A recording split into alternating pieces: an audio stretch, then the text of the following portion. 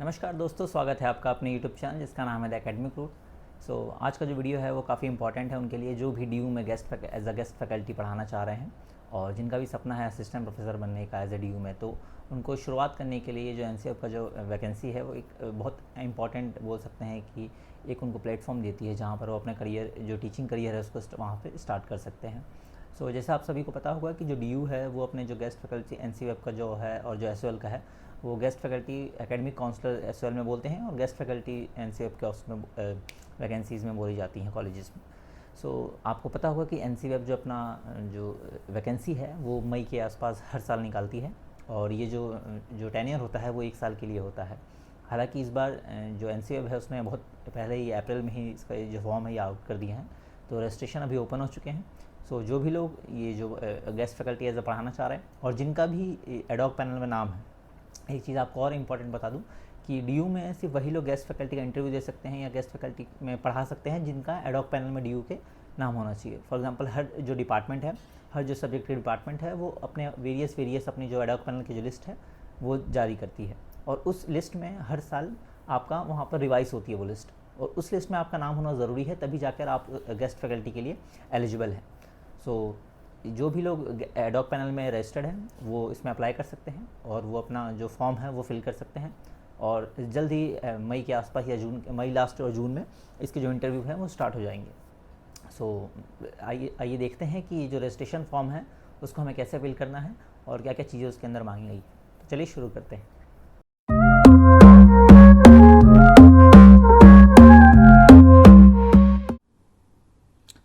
आइए देखते हैं ये फॉर्म कैसे फिल करना है।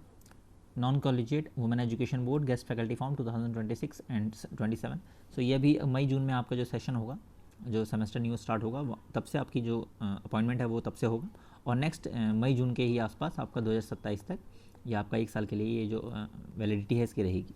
आप वहाँ पर गेस्ट फैकल्टी के लिए रहेंगे। Application for the post of guest faculty subjected to the guidelines laid down by the competent authority of the university of Delhi and availability of vacant post.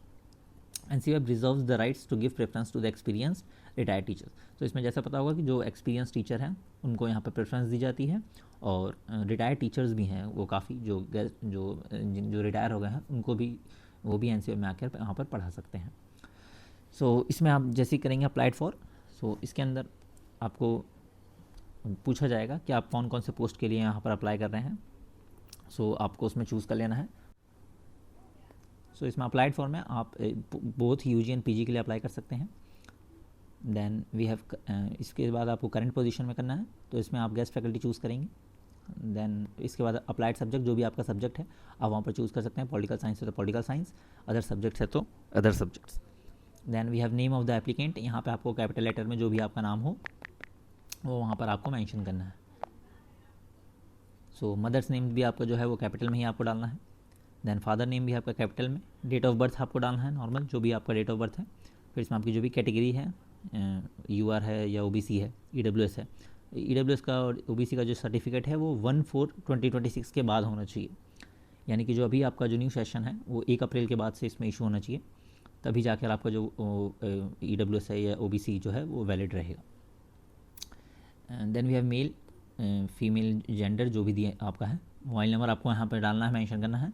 Address correspondence जो आपका अभी टेम्प्रेरी एड्रेस है, मान लीजिए आप अगर दिल्ली में रह रहे हैं जहाँ भी, तो वहाँ पर अपना एड्रेस डाल सकते हैं। Then we have email ID. Then PhD awarded, yes या नो। अगर आपका पीएचडी अवार्डेड है तो आप यस फिल करेंगे, नहीं है तो नो। मास्टर डिग्री का भी जो सब्जेक्ट है वो आपको वहाँ पर मेंशन करना है कि आपका जो भी मास्टर जिसमें भी हुआ हो।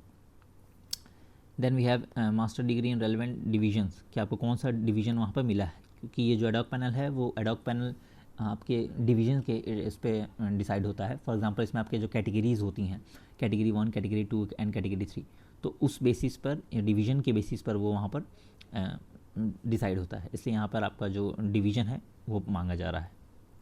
फिर मास्टर डिग्री कौन सी यूनिवर्सिटी से आपने किया है वो वहाँ पर डालना है। Then qualified for NET JRF और नेट एग्जाम्प्टेड, जो भी आप जिस कैटेगरी में आते हैं वो फिल कर सकते हैं। फिर नेट जो एग्जाम्पशन सर्टिफिकेट है उसका आपको यहाँ पर जो, अगर आप नेट फॉर एग्जांपल अगर किसी का पीएचडी है पहले से तो उसको नेट की ज़रूरत नहीं है, तो इसीलिए उनको एग्जाम्पशन के लिए वहाँ पर सर्टिफिकेट का उसका डालना है। फिर बैचलर डिग्री, उसमें भी आपका डिवीज़न बताना है कि फर्स्ट सेकंड थर्ड जो भी डिवीज़न हो। फिर आपका टीचिंग एक्सपीरियंस डेज़ और उसमें मंथ और ईयर। सो जिसका भी टीचिंग एक्सपीरियंस है, फॉर एग्जांपल अगर किसी ने 6 महीने पढ़ाया तो 6 मंथ्स डालेंगे, अगर किसी ने कुछ डेज़ के लिए पढ़ाया तो डेज़ में डाल सकते हैं, और जिसका टीचिंग एक्सपीरियंस ईयर्स में है वो ईयर्स में डाल सकते हैं। और जिसका टीचिंग एक्सपीरियंस अगर नहीं है, अगर कोई जो फर्स्ट टाइम है, फ्रेशर्स है, जो फर्स्ट टाइम अप्लाई कर रहे हैं यहाँ पर, तो उसके लिए वो क्या करेंगे, उसको ब्लैंक छोड़ देंगे। और ये कंपलसरी नहीं होता है, आप ब्लैंक छोड़ सकते हैं। जिसमें जिसमें रेड टिक लगे हैं वो आपको फिल करना है, वो कंपलसरी रहते हैं। देन वी हैव फ़ोटो, जो भी आपका फ़ोटो होगा वहाँ पर चूज़ करके वहाँ पर डाल सकते हैं, सिग्नेचर भी डाल सकते हैं। यूजी डिग्री आपको इसमें डालना है, पीजी डिग्री डालना है मास्टर्स की। देन पीएचडी अगर है तो पीएचडी डाल सकते हैं, नेट एग्जामिनेशन सर्टिफिकेट है तो वो डाल सकते हैं। एक्सपीरियंस सर्टिफिकेट, अगर किसी ने पढ़ाया है पहले एनसीओ एसओएल कहीं भी किसी भी कॉलेज में अगर गेस्ट फैकल्टी एज पढ़ाया है तो उसमें अपना वो एक्सपीरियंस सर्टिफिकेट अपलोड कर सकते हैं। अगर जिसने नहीं पढ़ाया है वो इसको ब्लैंक छोड़ देंगे, कोई इशू नहीं होगा। फिर एनओसी, अगर कोई जॉब में है पहले से तो अगर एनओसी वहाँ पर अवेलेबल है तो उनको डालने के लिए वहाँ पर रहेगा।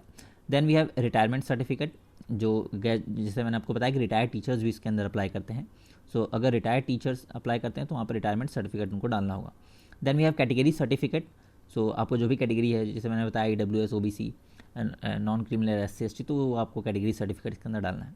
देन आप यहाँ पर ये इस पर टिक करेंगे और ये आपका कैप्चा होगा और आप इसको कंटिन्यू कर देंगे। जैसे आप इसको कंटिन्यू करेंगे सो आपका जो डिटेल्स है वो यहाँ पर आगे फॉरवर्ड हो जाएगा। तो जैसे कि मैंने अभी पूरे डिटेल यहाँ पे फिल नहीं किए हैं इसलिए भी ऐसा दिखा रहा है, बट आप ये करेंगे तो आपको वहाँ पर सिलेक्शन जो फॉर्म है वो आपका वहाँ पर सबमिट हो जाए। सो इसी तरह आगे जो भी न्यूज़ ड्यू से रिलेटेड जो भी चीज़ें आएंगी फॉर गेस्ट फैकल्टी और अदर PhD डिग्री रिलेटेड, सो उसके लिए सब्सक्राइब करके रखिएगा चैनल को। चलिए मिलते हैं नेक्स्ट वीडियो में। Thank you.